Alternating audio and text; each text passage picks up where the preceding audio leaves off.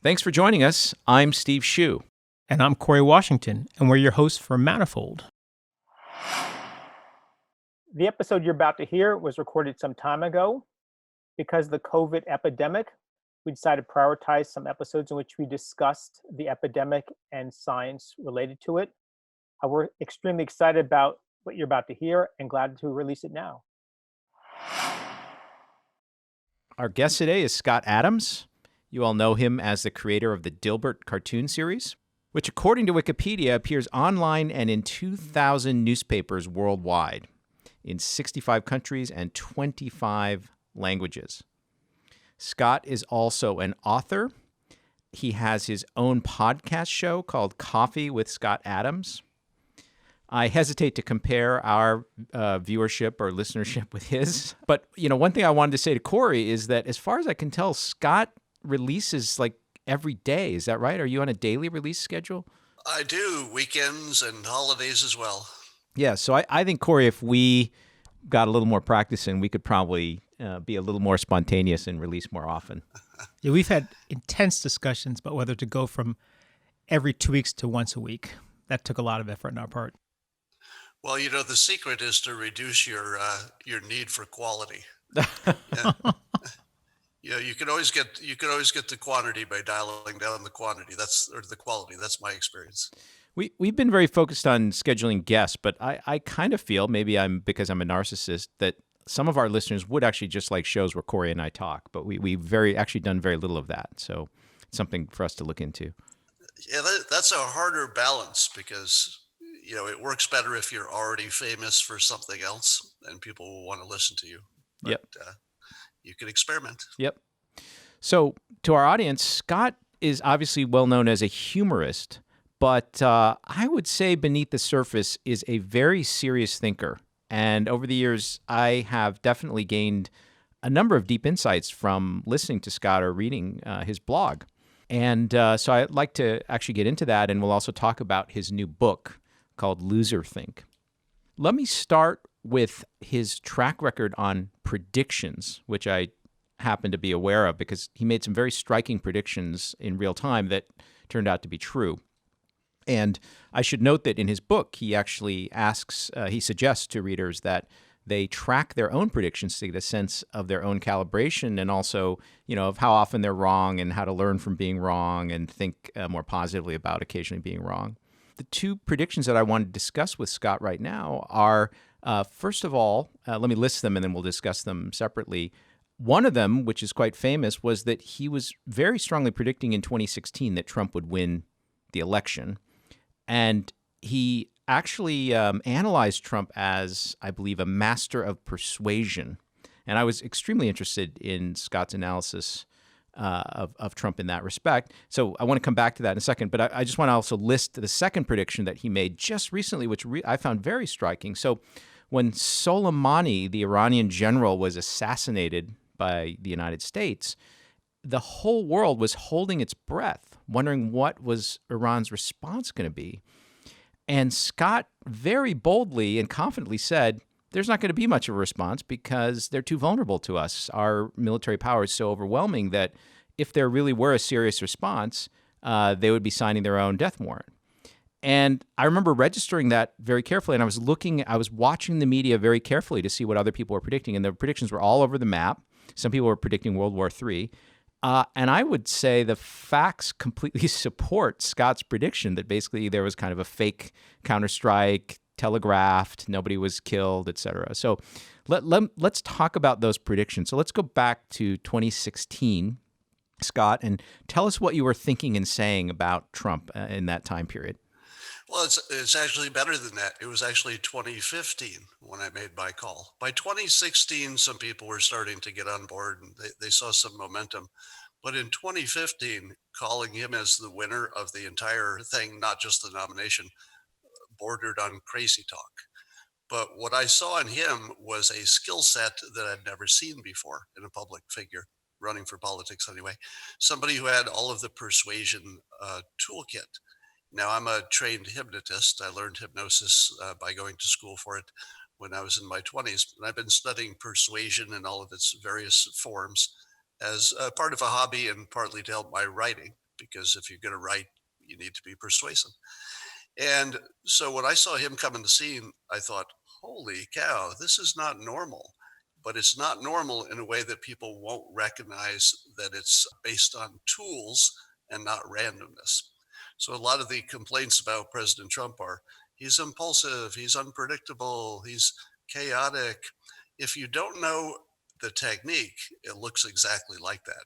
But if you're schooled in persuasion, you'd say, oh, he's just shaking the box, or oh, he's just focusing attention, or oh, he's just doing one thing or another that changes how you think about the world, how you frame things. So once you see it, it becomes obvious. And the moment that it was really obvious to me is when he took Jeb Bush out with one nickname.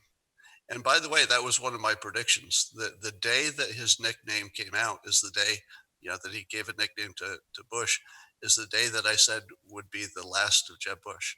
So I believe I'm the only person in the world who said that nickname alone would take the strongest candidate maybe you've seen in a generation for the Republicans. I mean, it seemed like Jeb Bush was just going to walk into the job, and I said no, that nickname's going to take him out, and it did. I think you said at the time, perhaps, that Trump was like a guy who was bringing a flamethrower to a stick fight. Right. Yeah. His tools were the kind that he is uniquely qualified to use. One of them is that, part of what makes him persuasive is probably his tolerance to risk, his tolerance to criticism, and his ability to simply do things that everybody else is telling him is the wrong thing to do. So you need a certain kind of personality to pull off using the tools he has. And that's why he's the strongest persuader I've seen, because he has both the knowledge of the tools, but a willingness to use them in a way that other people would not. People forget this now, but at the time they were calling that slate of competitors in the Republican Party the strongest group ever assembled, right, in a primary. That's right. Before he took out the strongest group of Republicans ever assembled, and by the way, even in retrospect, it still looks like that. That was a talented group of On people. what objective measure are they rated the strongest? Well, it's a combination of how the public feels about them plus their resumes. So it's partly subjective, but they were people with serious backgrounds and experience. They were good in public. They had all the tools. They'd been governors. They'd been senators. So on that level, they seem strong.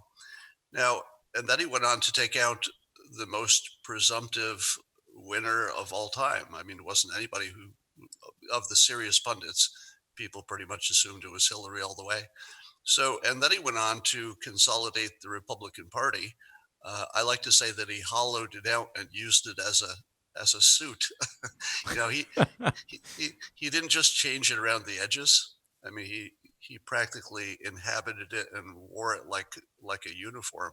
I mean, it became about Trump at some point, and it still is. I think he said he was claiming a 95% support among Republicans. And we're in a world where you don't really win the other side. The other side is really beyond persuasion in our modern world.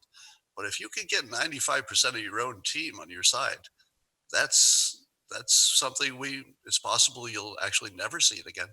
My perceptions at the time were that prior to this, your political views were not really front and center. And I think over time I've heard you described as a libertarian. I think I've even heard you endorsing Bill Clinton as having pretty good views, political views, and views on governance. But then because you came out and predicted Trump was going to win and you admired his persuasion abilities, not necessarily all of his political opinions, but his abilities as a candidate, suddenly everyone lumped you in as a very strong Trump supporter. And you've taken a lot of heat over this. Is that right?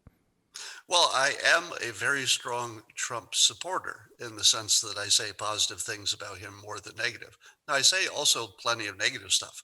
So I don't think he's done enough on healthcare. I don't think immigration's a home run.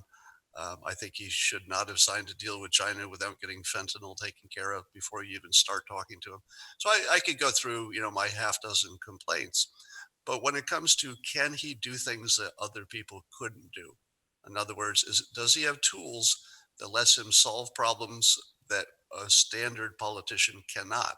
That's what makes him special, and that's what I talk about. If you take the example of taking out General Soleimani, I don't know if anybody else would have done it, and I don't know if anybody else could have done it in a way that would stop. It looks like, at least temporarily, has stopped the proxy wars and everything else. And part of that is the credibility of the threat, and part of that's his persuasion, and part of it is just his guts. I think he made a call that other presidents we know, or at least one other president, decided not to for different reasons. So before we jump to Iran, though, I just wanted to not leave Trump for a minute and say, though, didn't the public's perception of you or the amount of flack that you've gotten for, if I integrate all the flack you've ever gotten for all the opinions you've ever stated publicly, nothing adds up to 1/10 of what you've gotten for your opinions on Trump. Is that fair?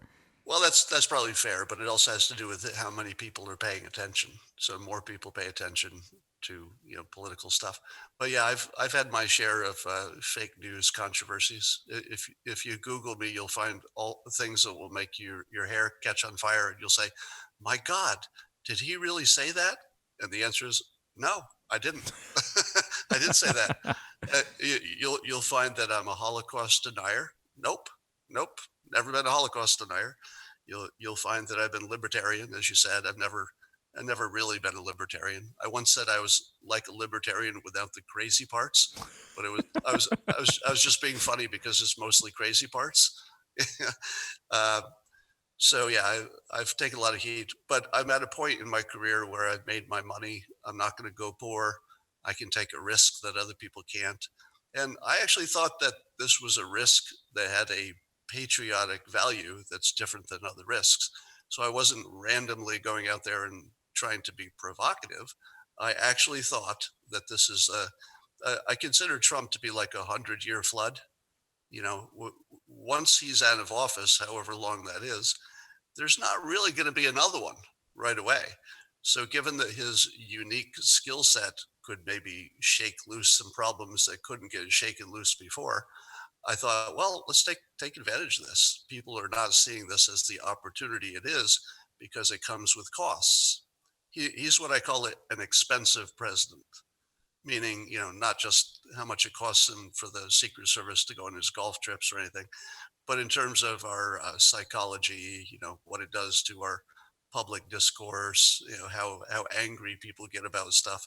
So he's expensive, but he's also providing things that a regular politician just probably couldn't do. Your attitude towards Trump is still a little bit unclear to me. You admire his skill set. You say he, quote unquote, solves problems others couldn't, but you didn't suggest that you actually liked the solutions he offered. It wasn't particularly clear to me whether you did or not, whether you thought the solutions were correct or not. So to be a little more specific, I can imagine someone who actually could not stand Trump saying things that are close to what you're saying. You might say the guy's very good at communication. In fact, I have a friend who actually hates Trump, but yet described him as a preternatural marketer. And one might say that he accomplishes things that others could not accomplish, but it all depends on whether you think those accomplishments are in the public interest. I'm just curious to pin you down a little bit more on your attitudes. Set aside your admiration for his capacities or his what he does or how he does it, and look at substantive policy. So which policies do you like, and do you think that he accomplished something that you personally think is in the public interest that other people could not have gotten done? So one of the things that Trump understands better than I think any politician that I've seen understands is that economics is a psychology game, and the economy is a psychology machine. So instead of tweaking, stuff like, I don't know, money supply or whatever, he goes directly at the psychology. And part of the way he does that is by a number of activities which he can claim credibly are helping the economy. But it's the claim more than the thing. So in other words, when he cuts regulations, he says, look, this is going to be great for the economy. I cut all these regulations. You and I don't even know what those regulations are. But the psychology of saying, oh yeah, regulations probably do restrict some things. If we have few of them, it feels like we always have too many. Maybe that's working. When he says he's changed the taxes to stimulate things, well, we're not all economists. By the way, I have a degree in economics an MBA from a good school. So when I see people who understand the economy as a psychology machine, I say, first of all, that's different. And number two, that's exactly the right place to be. So the little tweaks he does to the economy may make little or no difference at all. Even the trade deals may not make that big a difference. But the way people feel about it is really influenced by those things. And so you see people say, well, I'd better invest because the economy is growing. I don't want to miss this wave. And then it becomes a self-fulfilling prophecy. People think it will be good, so they invest, and it's the investing that makes it good. So he does that better than anybody's ever done it. And possibly, again, I hate to say this, but it might be better than anybody will ever do it, because he understands it just in a way that I haven't seen before. So that's one example. Now, when it comes to things like, is any particular trade deal better than another? I have no idea, but neither does the public.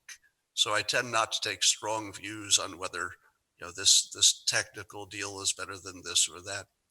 I'll give you another example. I think he probably did make a difference with the war against ISIS, the territorial war. They'll never go away as an idea. But in terms of territory, I think he made the change that made the difference, which is he allowed the military to be the military without checking and letting the bad guys get away while they're in the process of checking if it was okay to attack. That probably made a huge difference. And if you have any specific examples, we could talk about them. I have my list of things that I disagree with them as well. And there isn't much room in the public discourse for people who take a nuanced approach to a politician. That I think we firmly agree on. I think there's just complicated. The world's complicated, right? And individuals are complicated, and some of their policies are good and not good. And it's very hard in the current environment to take a view of somebody that sees some positives and some negatives. I think that's a real problem with today's culture. But I still can't quite tell what you believe, Scott. I see again you describing this very interesting approach towards the economy. Why don't you just ask him if he's going to vote for Trump again? I think he said somewhere I read that you actually don't vote. Is that right? I do not vote. The reason is that, especially if you're talking about it in public, voting will bias you because you want your pick to be right. And it's not that we're not all biased anyway, but if I can find a cheap and easy way to remove at least one variable of bias, I'll do it. I don't think my specific vote is the one that's going to move the country one way or another. So I don't think that was a big expense. Not in California. Yeah, exactly. And I think your question, Steve, actually comes back to something Scott noticed, because you said, will he vote for Trump again? It's not clear Scott ever voted for Trump. No, that's right. That's right. No, I've not voted for Trump because I didn't vote, as I said. Now, I think I can answer the question as clearly as possible. I've met President Trump in the Oval Office in 2018. He was just meeting some supporters. I was one of them. And I got to chat with him, and so I'm not unbiased about him personally. Personally, he's very likable. I mean, he's got tons of charisma. He was very nice to me. So I am subjectively and absolutely biased to like him personally because of personal contact.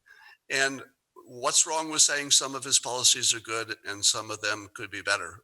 What's missing in my analysis? What is confusing about that? Look, if you're a scientist, right, I've listened to you talk about methodology, as it were, very abstractly. You like the fact he's turned discussion of economics on its head by focusing on psychology. But I didn't quite hear you say, I thought those tax cuts were overall good for economic growth, or that the cost-benefit analysis with the increase in the deficit was something that we should bear going forward.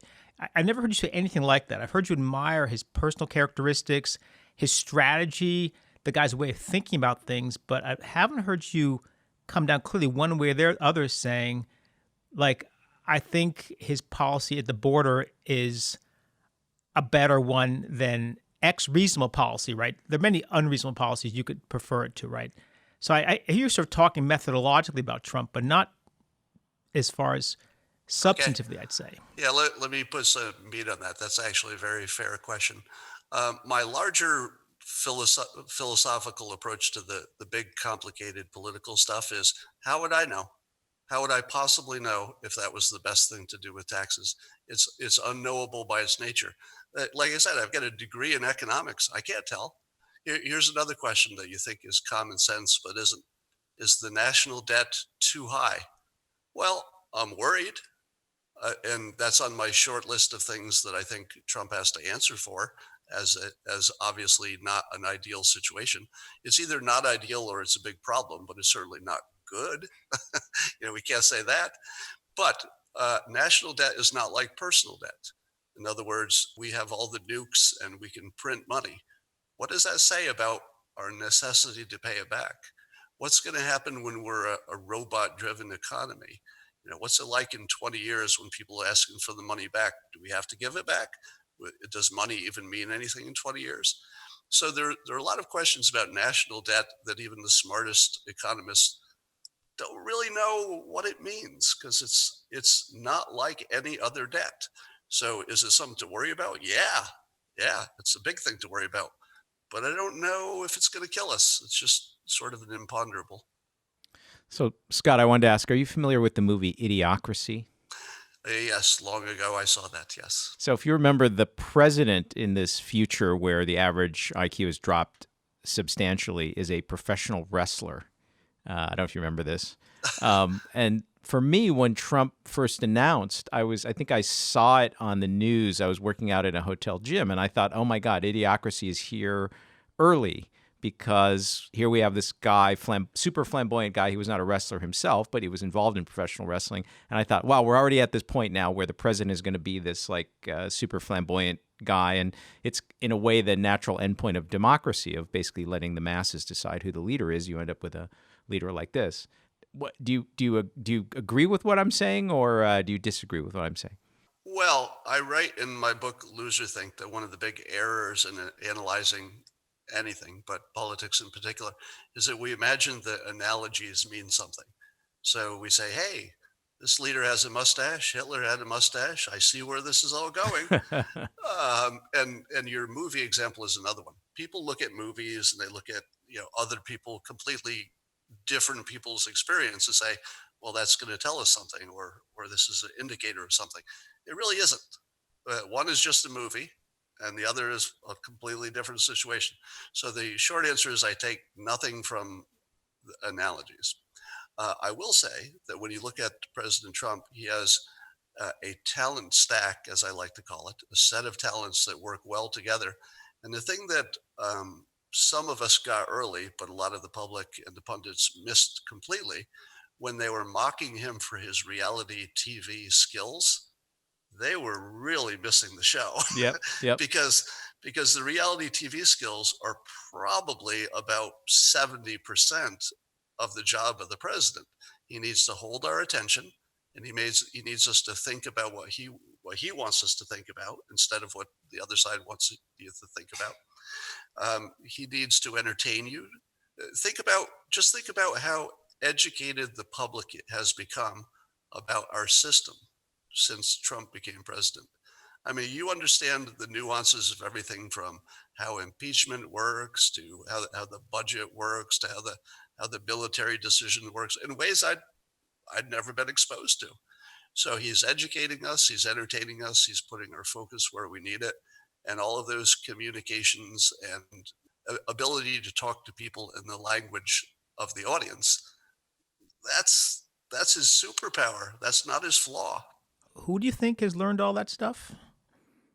The public, or Steve Hsu, or you? I just decidedly the public in general is that much more educated on any of this stuff since Trump. I mean, let's say the public who's following the news, which I guess I'd have to make that distinction. But if you follow the news, you're learning all kinds of things about, for example, I mean, I learned just this week that high crimes and misdemeanors could include things that are crime-like. First time I'd ever heard that. That's an Alan Dershowitz argument. And, and so it goes. We're learning all kinds of things about our system.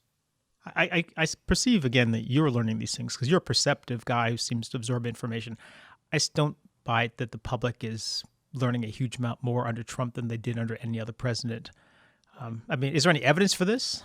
Well, just the people who are paying attention. I mean, if you spend 5 minutes on Twitter, you'll see people talking about issues at a depth that even exceeds what you see on TV, and they're sharing information, and somebody will tweet, "Yes, but what about this context?" or "Yes, the same thing happened to." So I would say the social media and the people watching the news, maybe that's 10% of the country. They're definitely getting more educated. The others wouldn't care either way. Well, they are educated. It's just not clear that the slope of their knowledge is increasing. That's my question. I think there is an educated segment of the population on Twitter, and that's engaging. But I'm just asking for evidence that these people are more educated than they were 6 years ago. Well, I haven't done a study on it, but I can tell you from, anecdotally that the topics that people talk about, at least on social media, are things that clearly they were learning this year. You could tell who said it, where it came from, and the example I gave you of impeachment involving crimes or crime-like things came from Alan Dershowitz. It happened this week, and you'll see lots of people talking about it this week that they had never talked about before. I think there are lots of I haven't done a study either, Corey, but I think there are lots of examples of things that happened pretty uniquely during this first term of the Trump presidency that have illuminated lots of people's understanding of aspects of government. So sure, there's a general phenomenon that when new things happen in the public sphere and there's in-depth discussion, people will learn. But that's a generalization for any time period, right? Just regardless. I'm sure people learned a lot more about African Americans when Obama got elected. Well, right?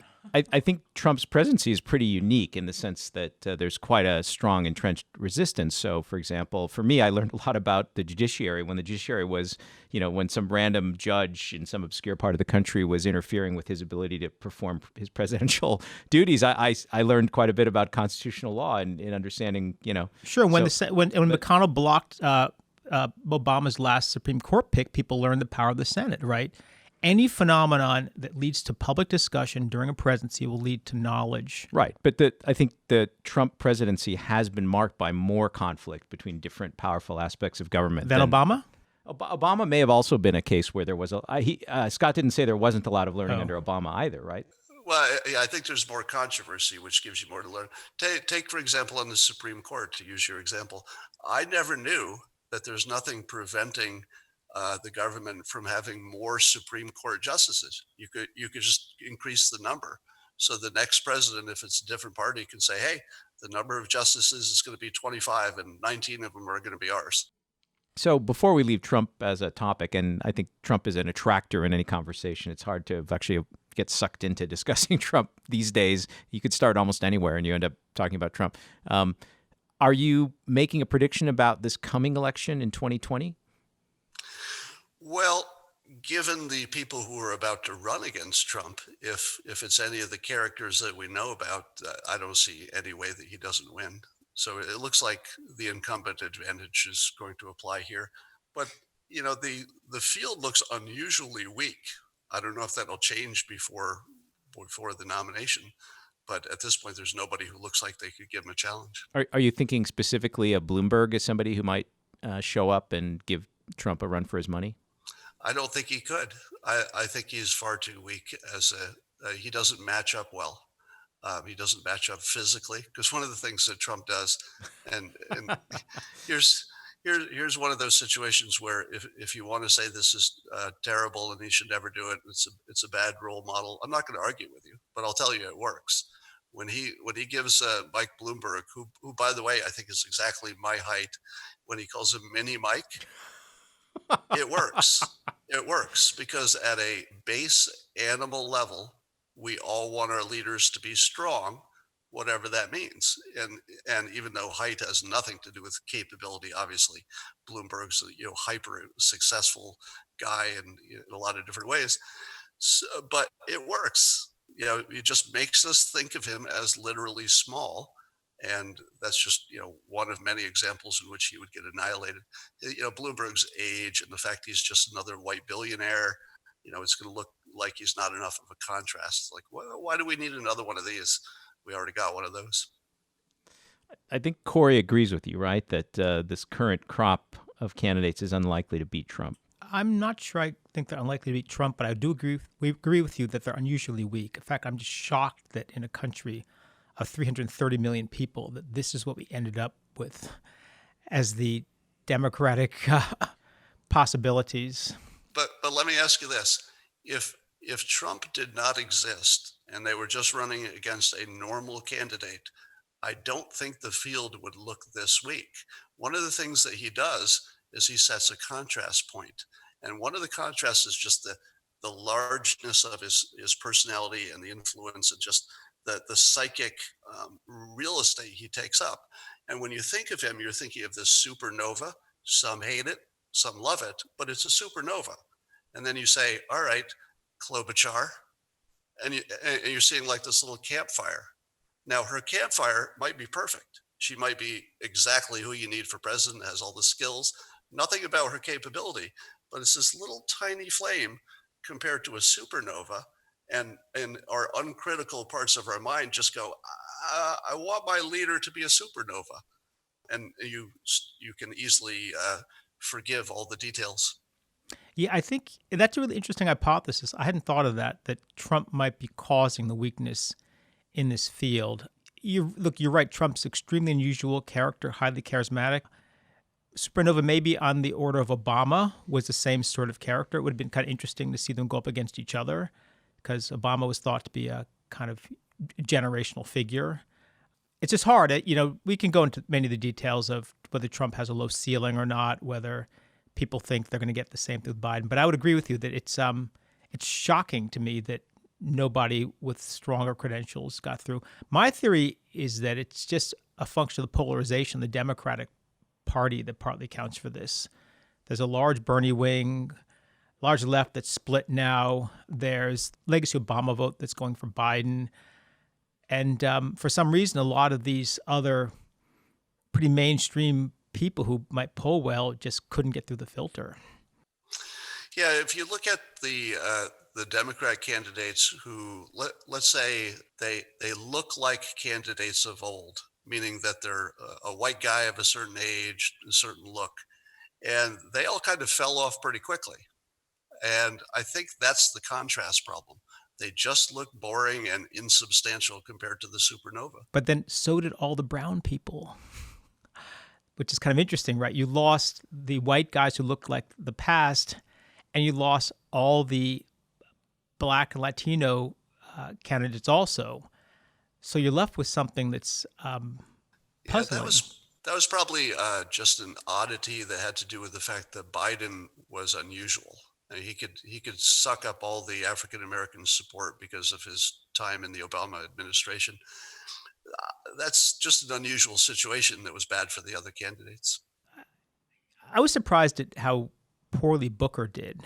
Here's my analogy. If you're nearsighted and not really familiar with politics, and you look at them from distance, Booker could seem Obama-ish in some ways. But I have to disagree with no, you. but the whole, listen to my qualifier, right? Nearsighted, not kind of looking at it clearly. Do you have to be deaf? Well, it's just, there's Obama had a certain, it's almost indescribable, right? A certain subtlety, a certain ability to make anyone think that he believed exactly what they believed. A certain way of presenting himself, which is kind of a Rorschach test, a certain way of speaking. You could actually even see some of his early claims about different policies. The left and the center would interpret him as endorsing their view. And Booker is just much less of he's much clumsier, much more political, well-spoken guy, but he couldn't pull off that kind of, I think I've quoted this before. I have a good friend who's a real big fan of Obama. He describes him as an alien. There's just something kind of extraterrestrial about Obama that allowed him to basically come into the political system and give people what they wanted that Booker couldn't do. And maybe in the same way that Trump has pulled that off. Yeah, let me contrast them because it's something I've thought of as well. So I also count Obama as being nearly Trump-like in his persuasion skills. So if you're going to, make an all-star team in history, Obama's, on the team and he's a starter. Now, one of the things that Obama did that, to his credit, was probably the smartest thing anybody ever did as a politician. He ran for president as what would be the first Black president and never made that a point. He just said, I'm just running for president and you can talk about anything you want, but that's not what I'm going to talk about. That made it safe to vote for him. So all the Republicans who were thinking, I kind of like this guy. If even once he had made a major speech and said, we really need to break this barrier, and maybe he said it in some casual way someplace, but he never made it a campaign point that electing a black president was something like a goal for the country. He simply existed as a capable person with all the skills. So that was genius, and it's exactly what Hillary Clinton got wrong. Had Hillary Clinton not said directly, "It's time for a woman president, elect me because I'm a woman," she might be president. To me, that was her fatal flaw. You're speaking to the Because, choir here in case you wonder about identity politics with Steve and me. We okay, have a similar deep allergy to it. I think it's a cancer. right. And now let's look at Cory Booker. Now, I have a great respect for Cory Booker. He's one of the smartest people in Congress. Just academically, intellectually, he's just one of the smartest guys. But there's something about the way he presents himself that does not register as authentic. Yeah. That's how I feel it. And you're seeing that the public is taking this deep preference for the real thing, even if they don't like it. People will take the real thing they don't like over the fake thing that sounds good because they don't believe the fake thing that sounds good is actually going to happen anyway.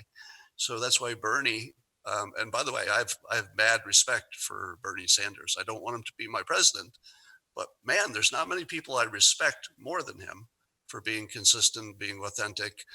I think he cares about the country. He's been working hard in his own way. I don't think he's got the right answers, but you really have to respect the work, Can I stop the here, intentions. Scott, for 1 second? Because there's a quote I read online where you've described yourself as left of Bernie. Is that apocryphal? I called myself left to Bernie before there was anybody left to Bernie, and part of it was a private joke because there wasn't anything left to Bernie. So it was a way to put myself in unscripted territory where I couldn't get labeled. But but when now there are people left to Bernie, so I might have to retreat from that description. But I'll give you some examples. Take abortion. Republicans would like to restrict it. Democrats like Bernie would like to have lots of situations where it's okay. And I go further than Bernie and I say, this is not a conversation that men need to be in. We're actually detracting from the credibility of whatever the final decision is. So in my opinion, if women collectively by a majority want the law to be this or that, I'm going to support that decision. They've got more skin in the game. Now, if it's talking about, my money or who pays for the child or something, then men, of course, should have should weigh in. Now, I'm not saying other men shouldn't vote on abortion or other men shouldn't weigh in. I'm talking about myself. I personally have nothing to add to the discussion, so I'm just going to follow what women think is the right answer collectively once they work it out. That because it's a life and death situation, you want, even if it's a decision you don't like, you want it to be credible. You want the other side to say, I hate this decision, but the way we got to it is credible because women, this is what women need. It's their, they have more skin in the game. So that's one example. Bernie would probably make marijuana legal. I would too, but I would also go further and make hallucinogens legal. So there are a number of places where Bernie goes just so far, and I go a little bit further for a little bit more freedom or a little bit more credibility. And then on the economic stuff, I tend to favor that which we know works as opposed to that which we suspect might not work. And by the way, when your economy is working well, at least by historical terms, that's not the time you re-engineer the whole economy. You do that when everything's broken. Right now, everything's working pretty well as economies go, historically speaking. Heard from a guy who says that he's made a lot of money and doesn't have to worry about his retirement. Well, I'm not doing well under the Trump administration. So personally, it's killing me. My taxes went up because I'm in California, so I don't get the state tax write-off. And because I talk about Trump in public, my earnings probably are down 30 or 40% compared to what they would be. But big picture. Well, the big picture is the more people are employed and the economy is going up. And as someone who has studied economics, if you had to pick one indicator to tell you how things are going, pick employment, because if you move somebody from unemployed to employed, that's a big change. They go from needing your money to providing you money. So I would say the unemployment rate is the superstar of the Trump administration. I saw it reported recently in, I think, right of center news sources that I think for the first time in 30 years, the increase in income to people who are working class or blue collar exceeded in percentage terms the increase for upper class people. And of course, didn't see it widely reported by the other side. So I had to go and check and look at the Bureau of Labor Statistics. And it actually seems to be true, at least according to what I found. So even working class people are doing well under Trump. I mean, not a noise. Let's say, this, if it's happened the past couple of years, you got to wait for these labor numbers to shake out. And I think I actually found numbers for the whole Trump administration and then against Obama. And so it suddenly started in 2016, or was this beginning under Obama? I just saw aggregate numbers for time under Trump. Yeah, I feel like that's probably an apples and oranges situation, because if you look at the stock market and you assume rich people own stocks, that they would have had far bigger gain than somebody who just this is just income. This is just income. Yeah. This income, which is irrelevant to the richest people. Yeah. Before we get to your book, I just wanted to mention one other thing, which was very striking to me. And I want to tell the audience, I'm not cherry picking your predictions, because I don't follow you that closely, so I don't hear all your predictions. It's just these are two that I heard and which registered to me, and then I was very impressed that you got it right. So the Trump election was one, and the other one was Iran's response to the assassination of, I'm not sure I'm saying his name right, Soleimani. Could you comment a little bit more about that? Because I don't think people maybe are aware of what you said at the time, and then people are probably aware of what happened, but go ahead and tell us. Yeah, and there's some background to that. I also correctly called that North Korea and Trump would start getting along. Yes, and actually, I remember that. You did, yeah. Yeah, and it was a similar kind of concept, and it goes like this: when our news tells us that the leader of another country is irrational, it's always a lie. Now, there might be some leaders. I mean, you have Hitler as an obvious example, but they're kind of rare. And so if you take the assumption that the leader of the other country is irrational, you get all the wrong answers, because that's a very rare situation. So I assumed that North Korea would be rational and that Iran's leadership would be rational as well. And it certainly wouldn't have been rational for either of them to start a military war with the United States. So if they're not going to do that, what would they do? And what they did is exactly what you would do in that situation. If you're Kim Jong-un, you take a meeting, because you finally got a president who says, yeah, I'll meet with you. So you take that meeting, and that leads you on at least, some optimism that could lead to something. And then with Iran, part of it is, I hate to say it, informed by my Dilbert comic experience, because if you have experience in big corporations, you know that the person who's in charge has a lot of let's say underlings who would like that job and might be jockeying for it. And so I assumed that General Soleimani, because he controlled the military and also the intelligence services, that he was really the person in charge of the country, and that getting rid of him would actually be a relief to the supreme leader, because it would actually promote him to the top job, which he had on paper, but in reality, whoever has the guns is always in charge. And that might have been Soleimani. So I predicted that he was not as liked by Iran's own leadership as we imagined. And so far, the response is looking a lot like that, because what they considered a proportionate response to taking out their top military leader was to fire some missiles into the desert and call it even. So some of that, of course, is to not have their country destroyed by the U.S. military. But it sort of signals that maybe they weren't that unhappy about the situation. It just wasn't the kind of response you'd get from somebody who, if you imagine something like that happening in this country, somebody takes out the leader, what would we do? Well, I mean, we wouldn't stop until we were done, if you know what I mean. So, Scott, I see two claims there. I think they're interesting, but I think you're trying to wrap them together, and I don't see them as connected. So I see this interesting hypothesis, which is that the supreme leader was not a huge fan of the general, for the reasons you laid out, perhaps the military was in charge. He resented that. I think that's an interesting analysis. I don't see the fact that there was no reaction to the strike as actually supporting that theory much to any extent. I think your other idea is that it's a rational response. They don't want a shooting war with the U.S. fully explains the fact there's no response, even if he was in love with this guy.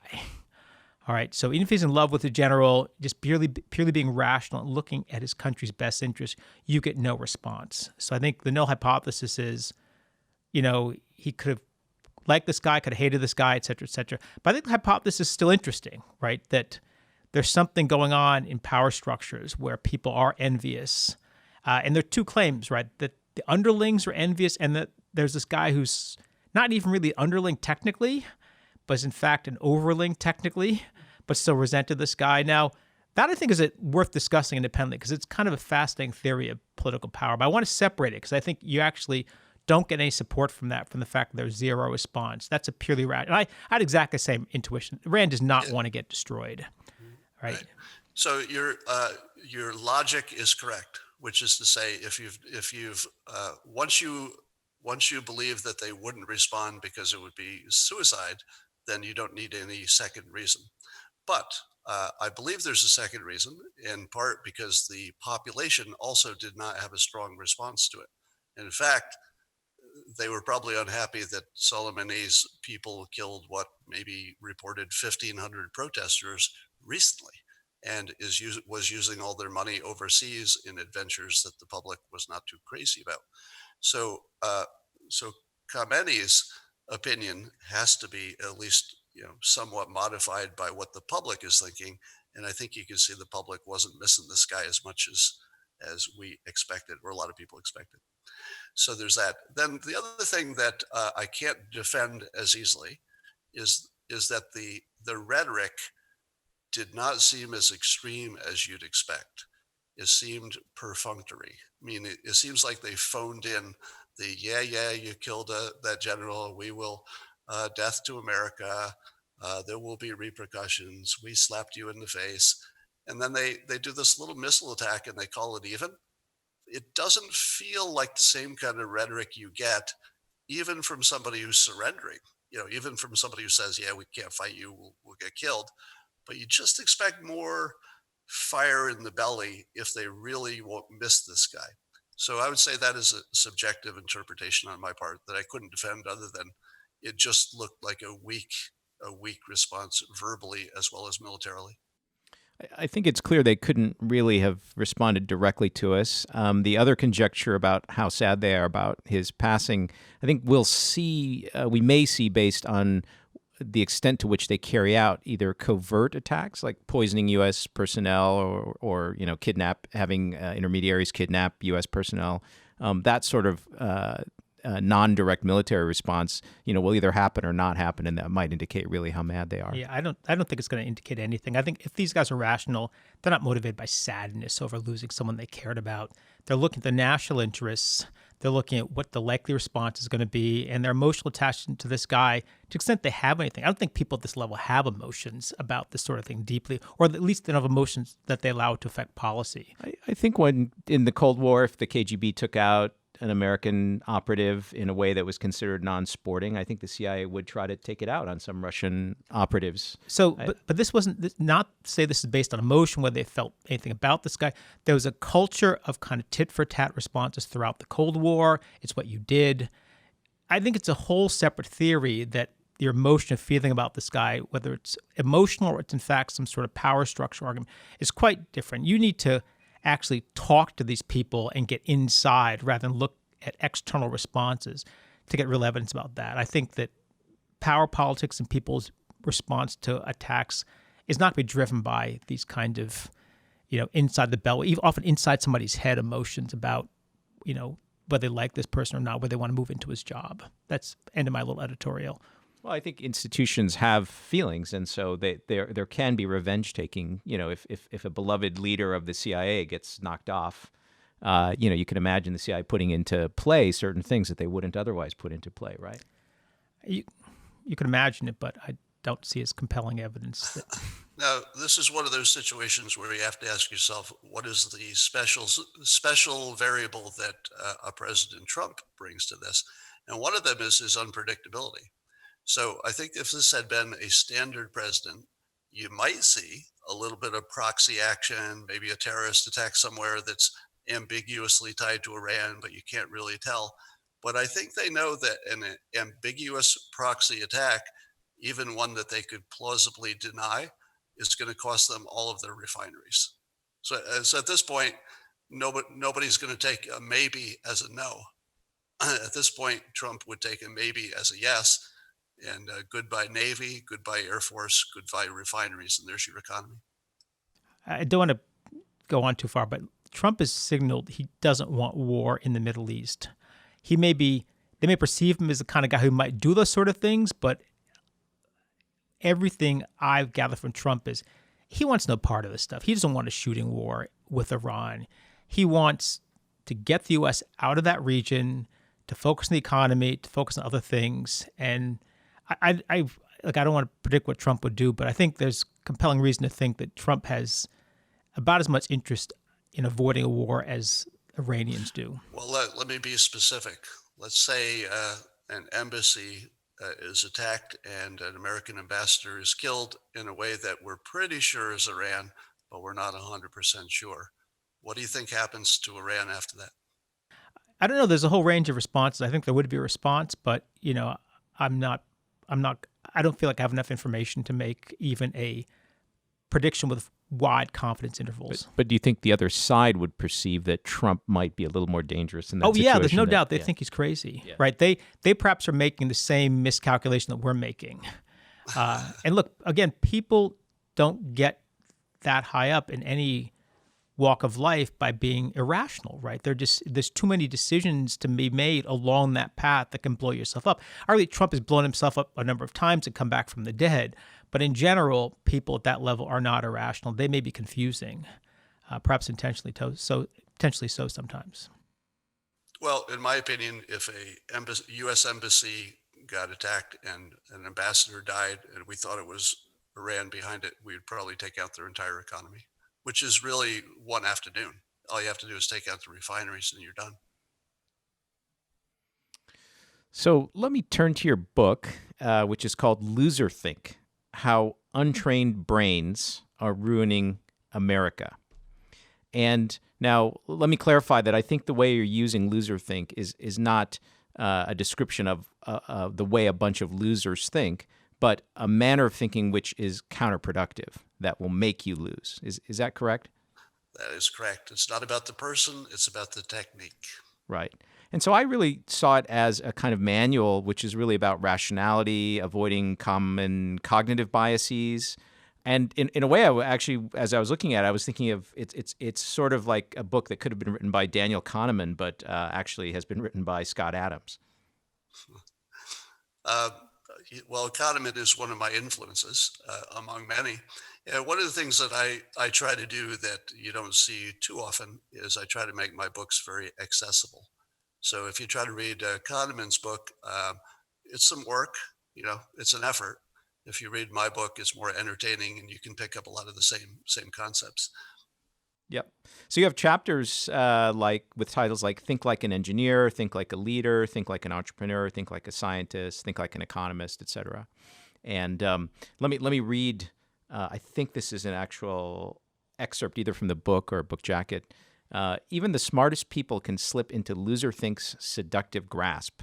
This book will teach you how to spot and avoid it, and will give you scripts to respond when hollow arguments are being brandished against you, whether by well-intentioned friends, strangers on the internet, or political pundits.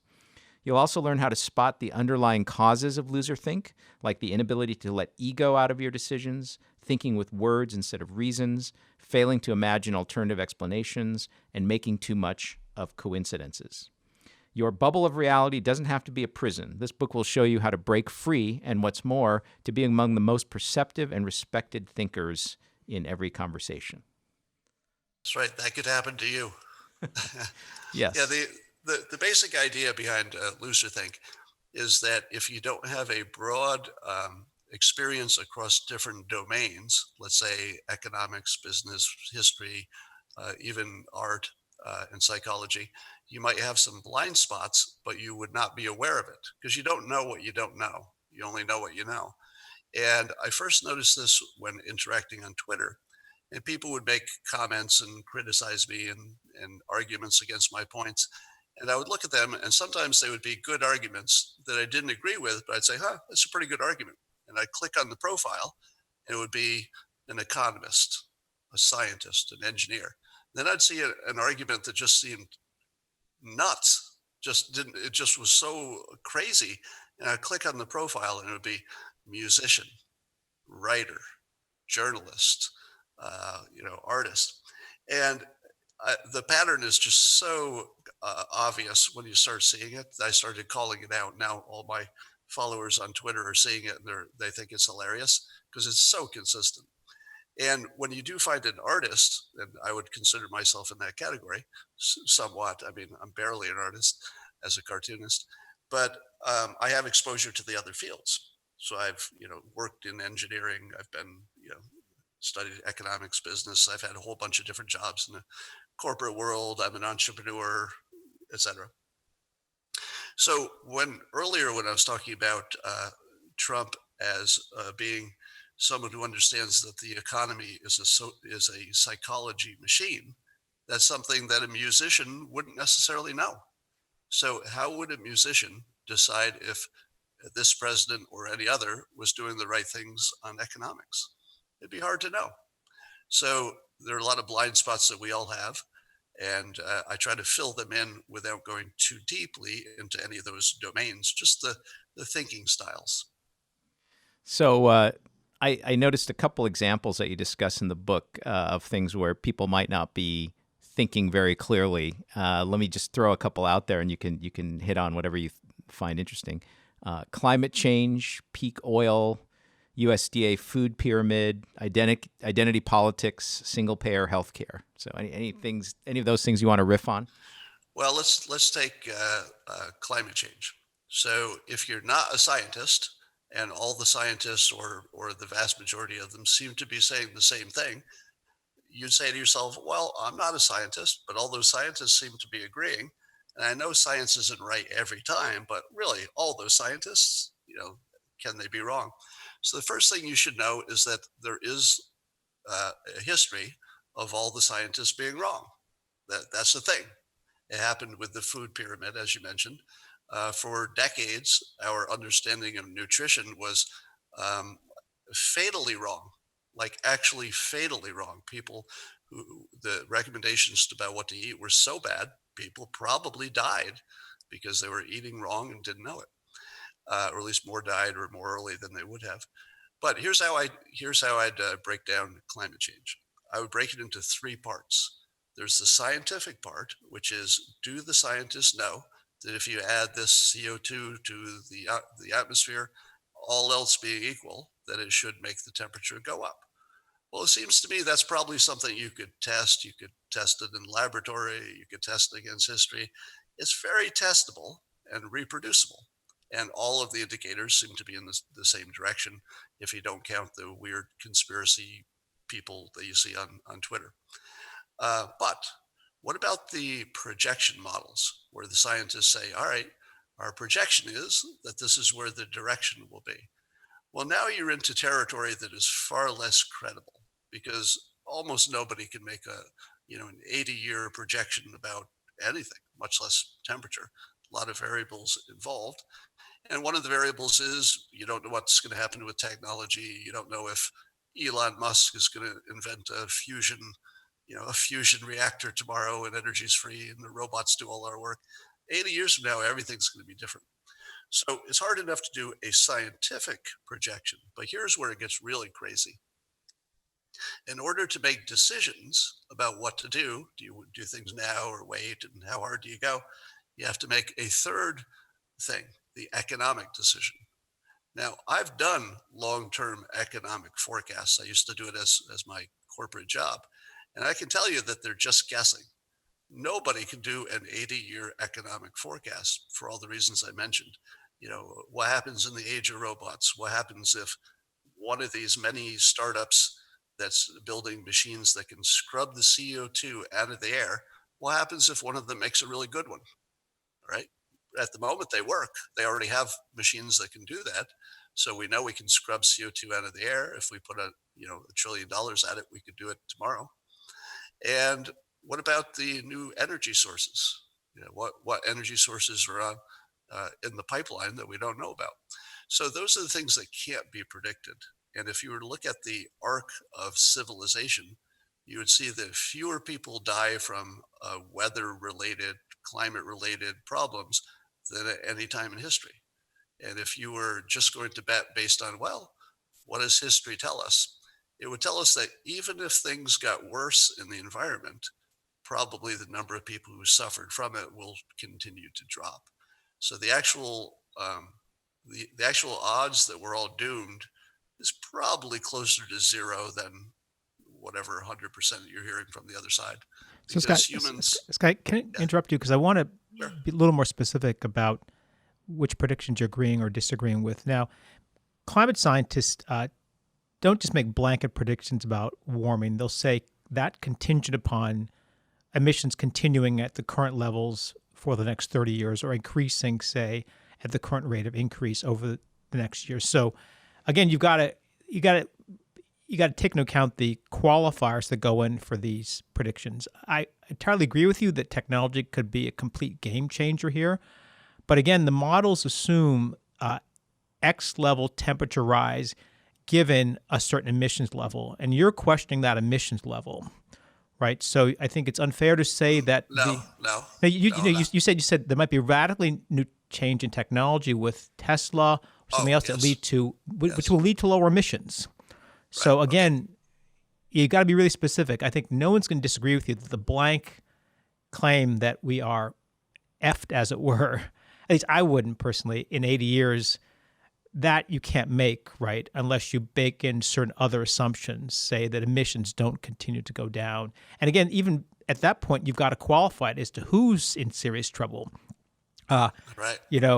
Living here in the Midwest, I'm not sure that you're going to get radical problems with 2-degree rises in East Lansing, Michigan. But sub-Saharan Africa is a whole different story. Right. So yeah, I would agree with what you just said. And then there's the policy part, which gets really crazy. We're watching the Australians debate about whether the fires are because of the arsonists or because the climate is changing. But I don't see anybody say there's nothing you can do. If you're Australia, there's just nothing you can do. You could get rid of all your oil tomorrow. It wouldn't make any difference because China and India are still growing. And that's where the CO2 is coming from. I think Australia adds 1.5% of the CO2 to the atmosphere. If they stopped all of it tomorrow, wouldn't make any difference. I think you've said some pretty dramatic things about single-payer healthcare, like that there's a $50 trillion uncertainty in what the outcome would actually be like. Yeah, so that's less an opinion on healthcare than it is about the way people talk about it. I was watching the news, and within, I think, a 24-hour period, I saw somebody say that healthcare would cost $35 trillion more, and somebody else say it would be free and maybe even cost less. Now, they're obviously using different assumptions to make those claims. One, of course, is looking at all healthcare costs and saying, well, all healthcare costs as a country will remain similar. It's just who pays changes. And the other is acting like it's brand new $35 trillion change. So that's just a craziness of the way we can't even get on the same page within $35 trillion of each other before you even talk about what's a good idea or not.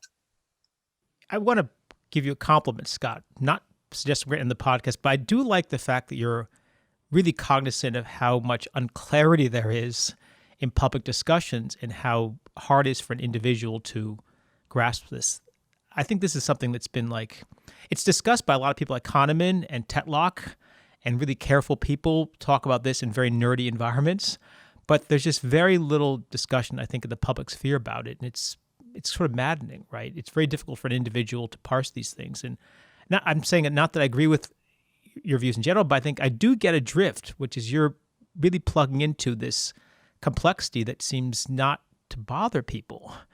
And it seems not to impede people forming very strong opinions about topics about which they know very, very little. Yeah, people are very quick to form opinions on things that are so complicated they couldn't possibly understand it. And they do that usually just by joining whatever their team is saying and picking the one thing they understand. So if you're a conservative and somebody says, well, look at what all these scientists say, the conservative skeptics will say, yeah, but they're forgetting to count the sun cycles. To which I say, I'm no scientist. I'm no scientist, but I'm going to go out on a limb here. I will bet my every dime I've ever made that the people who study the warmth of the earth for a living didn't forget the sun. They didn't forget the sun. Stop saying it. So every time I see that, I just go, oh, really? No, that's the best opinion you could have on this topic, is that all the scientists in the world forgot the sun when they were talking about warmth. That didn't happen. Please stop saying that. So I've got this theory which comes back to a notion of an attractor state, right? It's the idea that certain physical systems have a very hard time staying out of certain buckets, as it were. And my general theory is that humans have a very hard time not forming beliefs. There's something deeply attractive about beliefs that we can't resist. And in many cases, the issues are very complicated and we are not particularly well informed. It's incredibly hard to maintain this kind of intermediate state, granting that there's lots of information out there. It's kind of unclear. I don't know what's going on. I'm going to maintain this state of kind of like not quite having an opinion. And it's something I think that I think it's the rational thing to do, but it's obviously something that leads to a lot of discomfort. Well, I call this epistemic caution. So basically, your default state should be, I just don't know the answer. I'm uncertain. That's right. But it's very tough for people to maintain that state. And nothing else, virtue signaling or knowing what other people want you to say actually just drives you to form an opinion, right? I think in part it's interesting. It intersects actually with Scott's day job in what he writes about, because I ran into this most strongly in my time in consulting, which I was simply shocked by the confidence with which people at the firm that I worked at would assert things. Well, they're incentivized, right, to appear confident. In a perverse way, right? Because a lot of what they said was wrong, and if someone later followed up, they might realize it was wrong. And if there were a reasonable feedback loop, it should cause costs to the organization. But no, there was a relentless effort to appear utterly confident about stuff that they simply had no basis. The set of systems where you're really penalized for being wrong it's a very small sliver of all the systems that we live in. It's actually very rare. Yeah, even in science, I mean, wasn't there a study that showed something like half of all the reports that got published and were peer reviewed didn't hold up? Some biomedicine, yeah. It's right.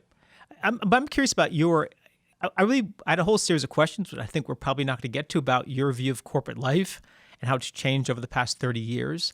But just to enter it on this topic, right? One of the themes of Dilbert is appearing very confident about stuff that you know nothing about and just kind of fake it until you make it, arguably. Now, is this something that you've had personal experience with?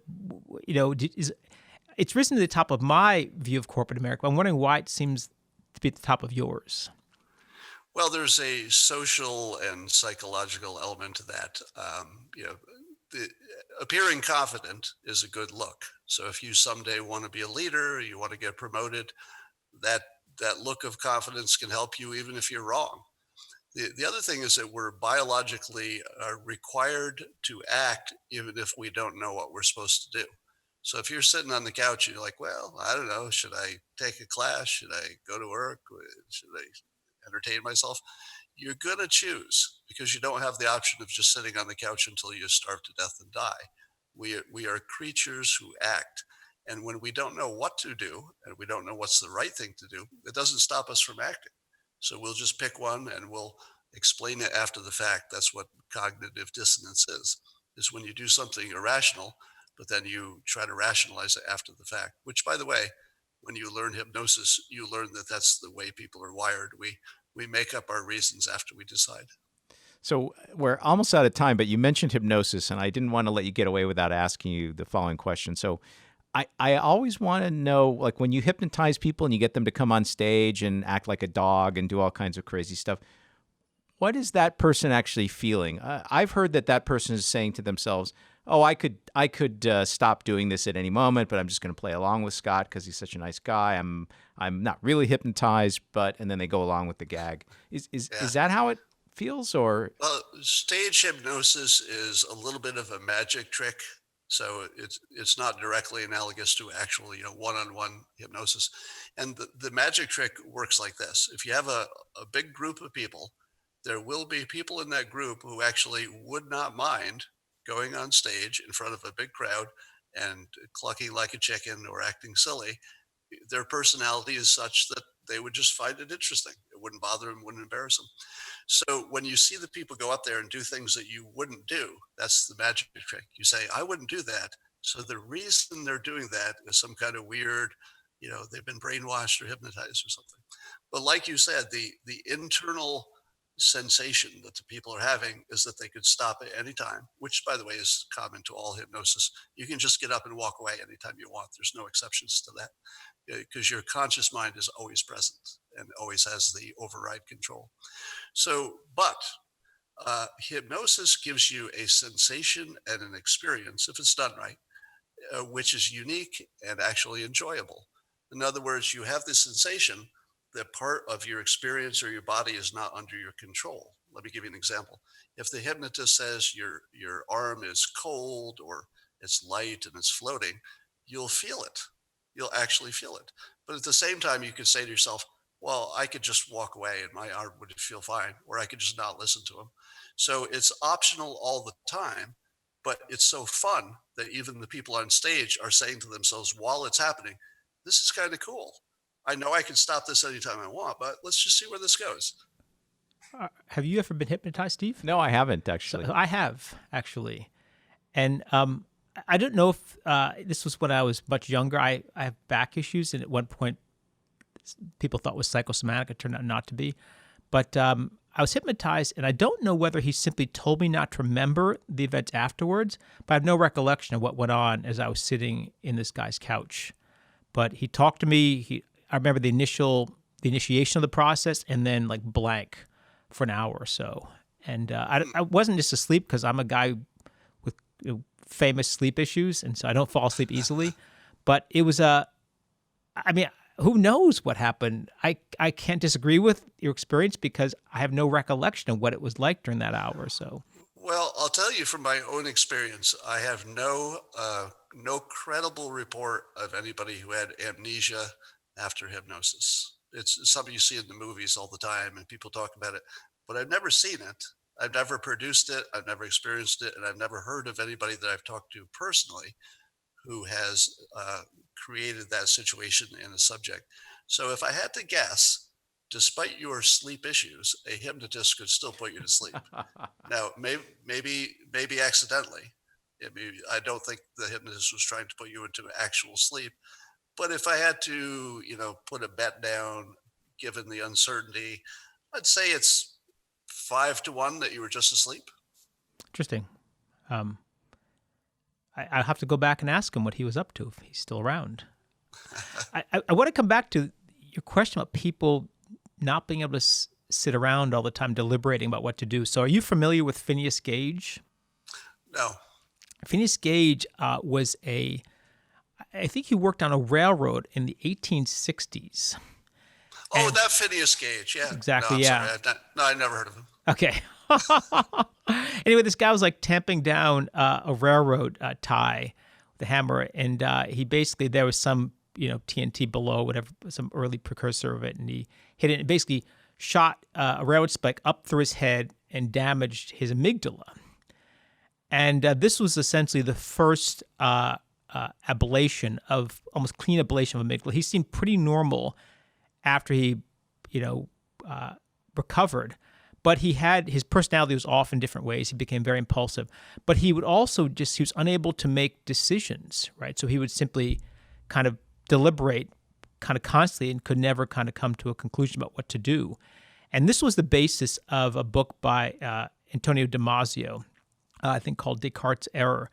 And his theory was what helps people actually come to decisions is ultimately emotion. It's based in the amygdala. And so this is partly the reason why I think people are pushed to form beliefs in the absence of strong evidence. There's essentially an emotional attraction to a belief. And it's the mediator between emotions and cognition, fundamentally. There's a certain, your rational deliberation may leave you in the middle, but your emotions push you into drawing a particular conclusion, and then you think that conclusion is in fact justified by the evidence when it's not. But you ablate the amygdala, and people stand in the shower for like hours just thinking about what to do during the day, unable to draw conclusions. So if you can, the key is, I guess, if you want to be fully rational, to kind of do a selective ablation of that, of the amygdala, and then we can probably avoid some of the problems we're having in current politics. I'd like your reaction to that. Yeah, the common sense way to do that is to find ways to take emotion out of your decisions to the extent that you can do that. And one of the ways is I'm half kidding, of course. I just want to. Okay, go ahead. So my view of the world, and I would say this is the hypnotist view of the world as well, is that we can be rational on simple things we don't care too much about. You can balance your checkbook. You can find out what time the store's open. But as soon as emotion comes in, emotion very easily overruns everything. And then you make an emotional decision and you rationalize it after the fact. And you even believe it. When you tell other people, oh, the reason I did this is X, Y, and Z, you believe it when you say it. It's just that the decision was made emotionally and you don't quite recognize that. Now, in my case, I sort of embrace that. I remember years ago in a different relationship looking for a house. And we saw a bunch of houses that we didn't like, and then we saw one, and I just turned to it and said, well, this is our house. And that was before we knew if it had, we didn't know if it had enough closet space. We didn't know much about the price at that point. And sure enough, surprise, surprise, we found all these reasons why it was our house, right? So we decided sitting in the driveway outside the house before we even saw it. And I was quite certain when I saw it. And then later, oh, look, all these reasons why it makes sense. What a coincidence. We have all these reasons. So I tend to be fairly aware of the fact that my reasons are a bunch of BS even to myself. I think there's a philosopher who really argued that we're not so much rational agents as rationalizing agents. It's just we're attracted to stories. And one of the stories we tell ourselves is that the beliefs we have come through deliberate reasoning. When they don't. Post hoc. Yeah. I have a quote exactly like that we're rationalizing creatures, yes. All right, Scott. Well, we're out of time, but it's been incredibly fun to have you on board, and would love to have you back. Thanks. I had fun too. If you got more questions, I got more answers whenever you want to. All right. Take care. Thanks, Scott.